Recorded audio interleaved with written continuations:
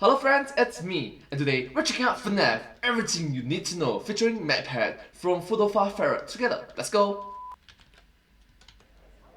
Mr. Terrorists. Ryder, do you know MatPat. why I called you here? No, MatPat of the YouTube channels Game Theory, Film Theory, Food Theory, and GT Live. And the Star Terrorists! I do not know why you called me here. Well, maybe this will jog your memory. Aw, look at this cute little plushie of a rusty metal animatronic haunted by the soul of a child whose head was bitten by a robot in 1987. Happy birthday, Tommy! Nice. Now what do you have to say for yourself?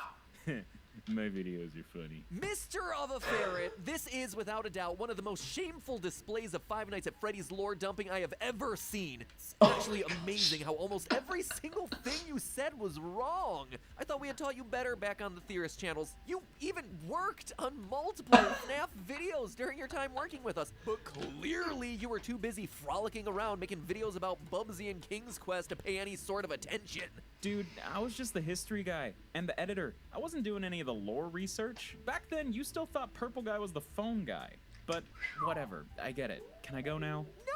No, not until you learn the proper FNAF lore, sir. Now, if you'll see here on this 92-slide PowerPoint presentation that I've made on exactly this subject, first off, this is not the bite of 87. Rather, the image you chose depicts the bite of 1983. And the child in question is actually the crying child, aka the younger brother of Michael Afton. Now, Michael Afton is very important. Help you play me. as him. Hello, Internet. Welcome to my channel. I like it that. Help me. Hello Internet, welcome to my channel. I'm joking. Foot of a Ferret, where, yes, a few months back, I made a video about FNAF where I got a lot of the lore wrong. And yeah, I knew it was all sorts of wrong. It was a quick throwaway gag, and I wasn't about to do hours and hours of research and fact-checking just to get to the punchline. Nice. But even so, Nice. I want to make things up to any of the FNAF lore buffs whose heads may have exploded at the amount of inaccuracies I managed to squeeze into 15 seconds. So I decided to call in some help from the resident FNAF expert of the whole internet, MatPat from Game Theory. Hello, Internet. Matt. Welcome to... Yeah, I already did that bit. Oh, well, anyway, Five Nights at Freddy's... I just like it that MatPat tried to do the Hello Internet, welcome to Five Nights at Freddy's. I'm sorry. This is a long series spanning more games, books, and mysteries than you can shake a stick at. So our goal is to present you guys a complete recap of the entire core FNAF storyline. Or at least as much as we can without delving into too many unconfirmed theories or things that could suddenly be totally rewritten by a new book, or a new game, or new movie, or decorative birthday party napkin with hidden text that only appears after you wipe your mouth 5 times. And FNAF is infamously frustrating when it comes to deciphering its lore, but I think once you boil it all down, the story might not be as complicated as you think. It's weird, don't get me wrong, but we're not talking about Kingdom Hearts here. But first, I gotta say, if you like this video and you want to see more, be sure to hit the big red subscribe button right below this video subscribe. and ring the little gray bell next to it. Thank you. That makes Subscribe. sure you get notified every time I upload in the future. It's a big help for my channel, and I'd really appreciate it. Also, there's you. plenty of really cool Foot of a Ferret merch for sale at the link in the description or in this little banner right below this video. But yeah, enough of that. So, get comfortable. We're gonna be here for a while. This is everything you need to know about Five Nights at Freddy's. Yup. This is a 27-minute video, so yeah, pretty long.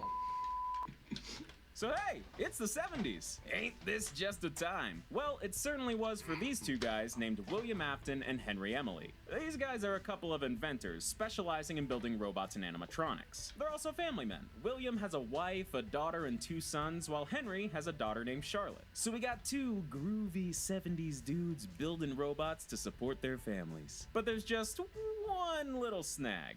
William Afton is a crazy person. I'm not really sure why, but William Afton has this insatiable desire to, kill children. But, I'm sure that won't be a problem anytime soon. So instead... Yep, that's a big red flag. Very big. let's focus on this new restaurant in town that just opened, Fredbear's Family Diner. A small, locally owned family restaurant that commissions William and Henry to create some fun, Chuck E. Cheese style animatronic mascots to entertain the kids. There's a golden bear named Fredbear and a golden rabbit named Bonnie. Now, these are what are called springlock animatronics, meaning they operate using, well, springlock mechanisms, which are extremely dangerous. Boy, it sure is a good thing these are just robots and not mascot costumes or something. Hey, guess what? These are also mascot costumes meant to be worn by the employees of the restaurant. Yeah. Come work at Fredbear's Diner. Sing songs, entertain families. Try not to breathe too much inside of the springlock animatronic suits because even the slightest bit of moisture will cause the springlock mechanisms to malfunction and clamp down on you, killing you outright. Cook pizza. So despite this gigantic safety hazard, Fredbear's becomes a pretty popular spot for birthday parties, attracting some real good business. But things start going downhill real fast. So one night, Fredbear's is hosting a birthday party, and one of the kids attending is Henry Emily's daughter, Charlotte. But during the party, Charlotte accidentally gets locked outside in this dark alley behind the restaurant. Suddenly, a mysterious purple car drives up and out steps William Afton, who kills Charlotte outside of Fredbear's Diner and gets away scot-free. William Afton, also known in the FNAF series as the Purple Guy, has claimed his first victim. Henry Emily has lost his daughter, leading him to just kinda disappear for a while, and Fredbear's has its first of many deaths tied to its name. Besides being a horrible, sad, terrible tragedy, it's also a PR nightmare. And the owners of Fredbear's were just like, nope, we're out, and they bailed, took the money and ran, sold off the Fredbear franchise to new owners who pulled the flip job of the century to create Fazbear Entertainment. Not only did they get Fredbear's back on its feet, but by 1983 they've turned the franchise into a bit of a multimedia empire with a TV show, action figures, plushies, and most importantly of all, a new sister location, Freddy Fazbear's Pizza. See, this newly revamped Fazbear franchise introduced a slew of new characters to the lineup. The TV show was named Fredbear and Friends after all, so they added a chicken named Chica, a pirate fox named Foxy, and a non-golden bunny and bear named Bonnie, and of course, Freddy Fazbear. Y'all know these guys, right? Remember back in 2014 when FNAF was just these guys? Feels like decades. But yeah, Freddy, Bonnie, Chica, and Foxy become the faces of the new hit restaurant, Freddy Fazbear's Pizza. And things seem to be back on the up and up for Fazbear Entertainment, which of course means one thing: somebody's about to die. While Freddy's is up and running, Fredbear's has gotten back to business as usual. Seems to be doing fine for itself since, you know, that one time a kid died. Enter William Afton's youngest son, the crying child. Why is he crying? Well, it's implied that he has a pretty intense fear of the animatronics his dad makes, and his older brother Michael Afton really likes to torment the kid by dressing up as Foxy to jump scare him. The kid really just can't catch a break, man. He's clearly terrified of the animatronics, but is basically forced to be around them. Which leads us to one fateful day in 1983 where the crying child is celebrating his birthday at Fredbear's Family Diner. He's not having a great time, and his older brother decides to be a little cruel to the kid. He and his friends all crowd around the crying child wearing character masks, lift him up, and bring him to the main stage where Fredbear's performing. The crying child starts, well, crying and freaking out. The other kids then do what dumb kids do and take things way too far, putting the crying child inside Fredbear's mouth. Matt, I know you're the numbers guy, but I'm gonna take this one. Let's do the math here. One springlock animatronic suit with a very low tolerance for moisture, plus one horrified child crying rivers of tears equals... Was that the bite of 87? No 2015 Markiplier, that was what's known as the bite of 83. A tragedy. A very sad tragedy. William Afton's youngest son is munched by a Golden Freddy animatronic and dies. Ooh, it's a birthday party. Can I say that? I don't know if I can say that. In the wake of this, Fazbear Entertainment decides the springlock animatronic suits are just too dangerous to keep using. No, what gave you that idea? So our good friends Golden Freddy and Golden Bonnie are retired from Fredbear's Diner and sent off to the new restaurant, Freddy Fazbear's Pizza, to be stored in their safe room. And then in walks William Afton. Now, you'd think after William Afton lost one of his kids to an animatronic he created, he would take a step back, reevaluate himself and what he's he's doing and change his ways. But nah, if anything, the death of his own kid was a source of inspiration. So William goes to Freddy Fazbear's Pizza and is just like, hey guys, why don't we all just not go into the safe room? You know, the safe room housing the dangerous child-killing animatronics I made? Yeah, in fact, why don't we just forget the safe rooms even exist, you know? We don't need security cameras in there, no. In fact, I'm gonna go ahead and reprogram all the animatronics to not even recognize the safe room at all. Nothing suspicious going on here. And everyone just goes along with it. I'm sure that won't lead to anything horrible. So a few years later, around 1985, something horrible happens. 5 kids What a mysteriously surprise! dancing at Freddy Fazbear's Pizza, and the animatronics start oozing and smelling real rank. Turns out William Afton's been lurking around the pizzeria, using the decommissioned Spring Bonnie suit to lure kids into the safe room, kill them, and then hide their bodies inside the animatronic suits. Okay. Why? Where's the logic here? I get that you're kinda messed up, Mr. Afton, but what on earth are you hoping to accomplish by stuffing your victims into animatronics that are around dozens of people every single day? Naturally, this sparks an investigation that eventually leads to Freddy Fazbear's Pizza shutting down. So let's take a break from the robot bunnies and talk about something that's a little less scary. Clowns. Yeah, really. See, while William Afton was going around killing kids, he still found Of all the pictures of clowns, you just have to choose the It Clown. Why?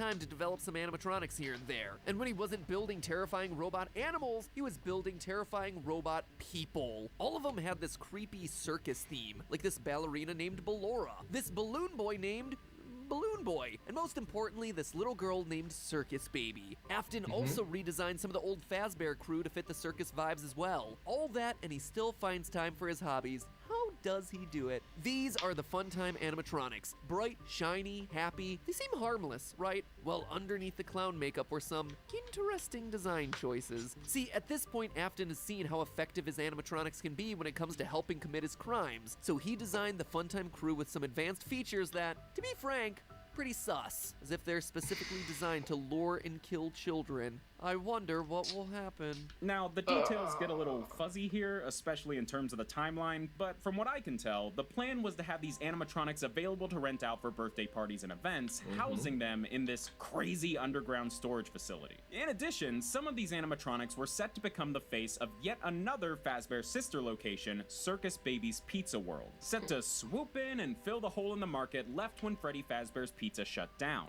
But that plan kind of fell through due to an accident involving William Afton's daughter. Because, surprise, when you make animatronics specifically designed to lure and kill kids while also having multiple kids of your own, those two things might just happen to overlap once. Or twice. So, right as Circus Baby's Pizza World is set to open, Afton's daughter gets just a little too close to Circus Baby and is attacked by a claw that was programmed to shoot out from her torso. This kills Afton's daughter and leads to Circus Baby's Pizza World closing for good on its opening day. The Funtime animatronics are then packed up and sent back into storage, but they still move forward with the whole rental service thing, creating Circus Baby's Entertainment and Rental, meaning these guys are still ready and waiting to be rented out for your next birthday party. But hey, guess what? It's 1987 now. That's a great year. I'm sure nothing could possibly go wrong in 1987.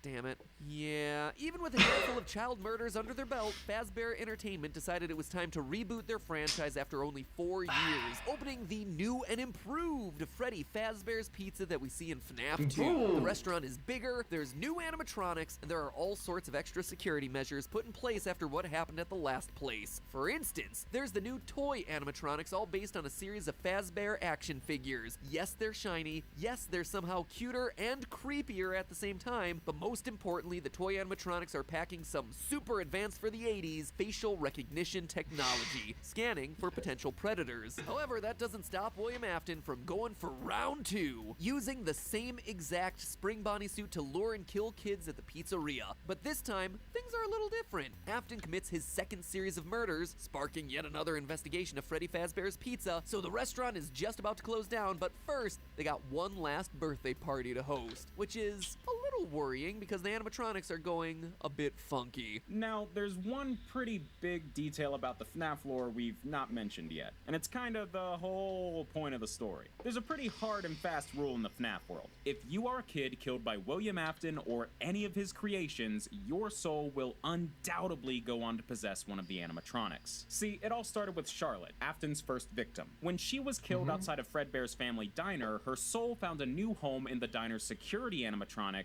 this weird, creepy puppet. Or at least that's how it looks to be conveyed in the games. Like we've said, this series is kind of frustratingly vague when it comes to their lore, but that is what it looks like. And from that point on, the puppet was working behind the scenes, following William Afton around to pick up the pieces he left behind and do what they could to set things right. I'm about to sound a lot like Matt here. As we see in one of FNAF 2's Atari-style minigames, the puppet gives the souls of Afton's victims new life inside of the animatronic suits. So our buddies Freddy, Bonnie, Chica, and Foxy, yeah, they're haunted. Way haunted. But wait, that's only 4 animatronics. Didn't Purple Guy kill 5 kids during the missing children's incident? Well, this is where things get a little funky again, because now we're dealing with Golden Freddy's spirit. Or should I say, spirits. So remember the bite of 1983 where the crying child got chomped by the Golden Freddy animatronic? Well, his soul is now inside of Golden Freddy, which, yeah, makes sense. But going back to that FNAF 2 minigame depicting the missing children's incident, in the very last split second, we see a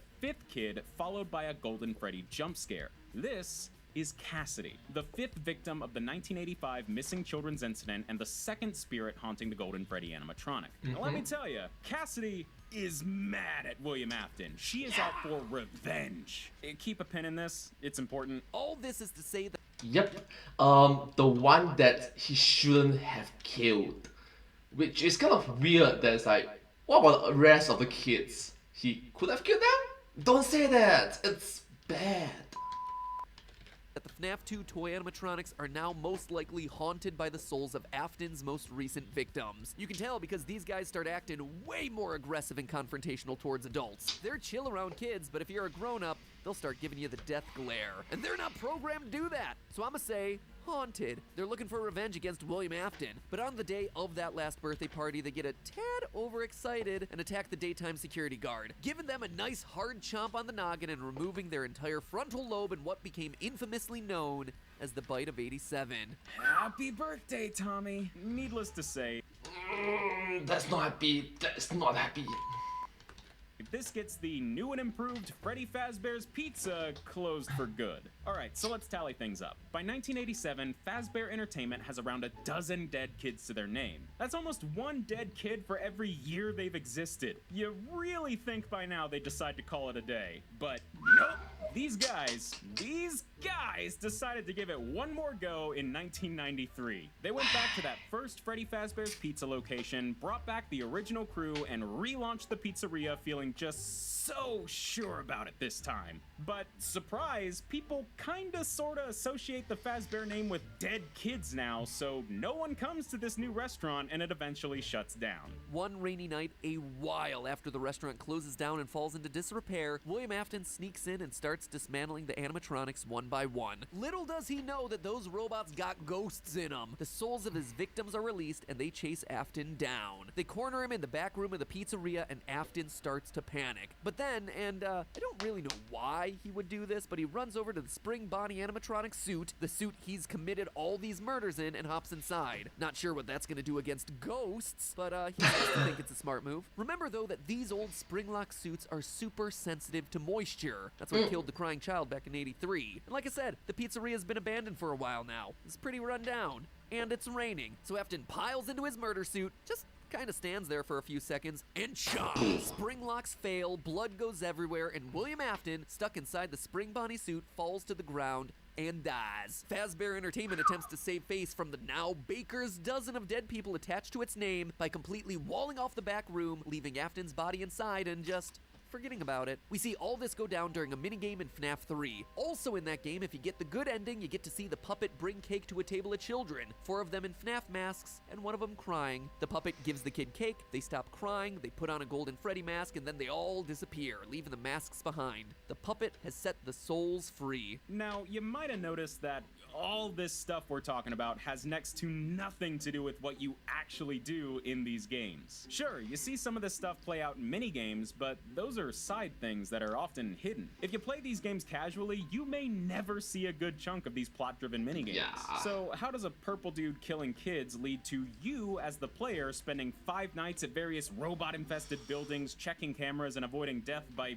robot chicken? Well, that is where William's older son, Michael Afton, comes back into the picture. While all of that was going on, Michael, now an adult, takes it upon himself to try and make up for his dad's crimes. At first, he was just trying to find his sister, which is a little weird considering the whole, you know, being dead thing. But remember the FNAF rule. All kids killed by Afton or his robots go on to possess an animatronic. And the soul of Michael's sister is now living in the very same animatronic that killed her, Circus Baby. And it seems like William Afton knows this because one day, William, the messed up individual he is, went to his son and was like, "Oh, your sister. Yeah, she's over there. Go check it out." So Michael takes a job at Circus Baby's Entertainment and Rentals, as we see in the game's sister location. In between avoiding death by face-splitting animatronic, Michael discovers the whole "my dad killed a bunch of kids and their souls are trapped inside these animatronic suits" thing, and decides he has to do something about it. Unfortunately, while working the night shift at the storage facility, Michael gets himself scooped, meaning the dude gets his insides ripped out of him by a machine meant to remove animatronic endoskeletons. And then this giant robot named Ennard, created by all the Funtime animatronics literally stitching parts of themselves together, jumps inside of Mike to use his body as a host. So Michael is now dead. Kinda. He's like partially dead. He just kinda moves on with his life for a while, robo-bits jangling around inside his skin sack as his body slowly rots and turns purple. Oh, now he looks like dear old dad. Mike gets progressively worse until one day Ennard's just like, "Yeah, this place was cool at first, but kinda sucks now," and ejects himself from Michael's body. And Michael is pretty okay with it, actually. Yeah, somehow he is still alive. Not much else to do, but, you know, keep doing what he was doing before, I guess. Michael starts applying for gigs at all the various Fazbear locations that popped up over the years, with the goal of setting the souls inside the animatronics free. He lands nighttime security jobs at both the bigger 1987 pizzeria as well as the 1993 pizzeria, but is fired from both for tampering with the animatronics to, you know, save the souls of dead children, and for a general foul odor, because he is in fact a walking corpse. And all this comes to a head in FNAF 3 several years after the final closing of Freddy Fazbear's Pizza. The whole Fazbear name is destroyed, no doubt. But over the years, it became some kind of urban legend. So some random company decides to capitalize on this, creating a haunted house-style horror attraction called Fazbear Frights. The place is all decked out in Freddy Fazbear memorabilia, spooky atmosphere, everything's pee-pee yellow. They went the whole 9 yards with this place, including finding a real Fazbear animatronic salvaged from the walled-off back room of Freddy Fazbear's Pizza. Yep, William Afton is back, baby! I always come back.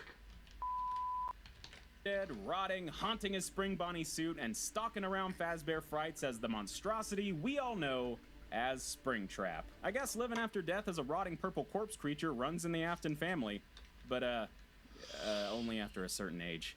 Sorry, kids. So William Afton has been unleashed back onto the world. This could be very bad. Luckily, Fazbear Frights has a nighttime security guard. That's right, it's a family reunion. Father and son back together after all these years. Except now they're both technically dead and the son sets the dad on fire. Yeah! At the end of FNAF 3, Fazbear Frights burns down with Springtrap still inside, which has to have been Michael trying to finally finish off his dad. But unfortunately for Mike, William Afton Always comes back. he tried. Yes, he always come back. his best, but somehow, Springtrap is still out there. But then, totally out of left field, Henry Emily comes back with a plan. After doing literally nothing this entire time, Henry jumps back into the fray by starting his own pizzeria with Michael working as an employee. We see all this happen in Freddy Fazbear's Pizzeria Simulator. But beyond all the arcade games and googly eyes, Henry's pizzeria is actually just a front to gather up the last few haunted animatronics and set their souls to rest. And weirdly enough, the animatronics have changed over the years. Circus Baby was apparently kicked out of the Ennard crew, now taking the form of Scrap Baby. What's left of Ennard has now taken the form of Molten Freddy. The puppet's still kicking around as this bear called Lefty. And of course, there's Springtrap. Not much different about it, it's just Springtrap. Once the gang's all together, they're all incinerated, including Michael, and we hear the voice of Henry saying his final goodbye to the lost souls, his daughter, and his old business partner. But hey, would you look at that? William Afton is still alive! Okay, how the heck does this dude keep cheating death? Well, don't forget, he always comes back. It gets old, it gets old. That's all thanks to Cassidy, the vengeful spirit haunting Golden Freddy alongside the crying child. She's been out for revenge ever since the 1985 missing children's incident. And when I say revenge, I mean she wants to make him suffer. Just killing him off isn't enough. And at this point, William Afton should be dead several times over. Dude got impaled from all angles and burned to death twice. So, physically, it's not really that much of a threat anymore, but Cassidy keeps him alive to torture him, forcing him to live through a never-ending barrage of animatronic horror in his mind as we see in FNAF Custom Night. But that's just half the story, because now there's 2 William Aftons. Oh my god, okay, follow me on this. Many years after all the tragedies of the Fazbear franchise occur, Scott Cawthon, some random unnamed video game developer who is not Scott Cawthon, Definitely not Scott Cawthon. Definitely. the real-world creator of Five Nights at Freddy's, started making a bunch of horror games based on the stories of the Fazbear tragedies. Yep, FNAF is officially going full meta on us now. Not Cawthon's games become really popular, and Fazbear Entertainment is getting pretty ticked at the bad name the games are giving their company. As if they weren't already giving themselves a bad name. So they decide to fight fire with fire, no pun intended, creating their own VR horror game as a way of poking fun at themselves, discrediting Not Cawthon, saving a bit of face, and cashing in on their own messed up past while they're at it. But as it turns out, while making the game, the dev team used a few pieces of code found on some old Fazbear Entertainment hard drives. And in that code, somehow, was a digital replication of William Afton's consciousness. Yep, he always comes back. Yeah, we're going there. This code manifested itself in-game as Glitch Trap, a yellow bunny mascot with purple eyes who, over the course of the game, brainwashed multiple beta testers to become little William Aftons in training. Alright, this is getting a little far-fetched, right? But it doesn't stop there. In the FNAF VR DLC Curse of Dreadbear, we see this whole William AI Afton mind-melding thing really take shape with Vanny, a reluctant follower of William Afton. We've not seen much of Vanny yet, but we know that she's someone who's played FNAF VR, was brainwashed by Afton, and is now working for him. Also, she wears a creepy bunny mascot costume just like Glitch Trap. And it's looking like Vanny is about to become a very important player in the FNAF story. Sometime in the near future, we're gonna be getting ourselves the newest FNAF game, Security Breach. It's bigger, it's badder, it's constantly getting delayed. It's Five Nights at Freddy's Security Breach. I actually think it looks really good. And if the trailers and teasers are anything to go by, which they should be, in this game you're being hunted down by a killer bunny mascot with a woman's voice. That's Vanny! And until we see what all Security Breach brings to the table, that is where the story of Five Nights at Freddy's leaves off. I know. But do recognize that this video came out a few years ago, so there's a lot more development.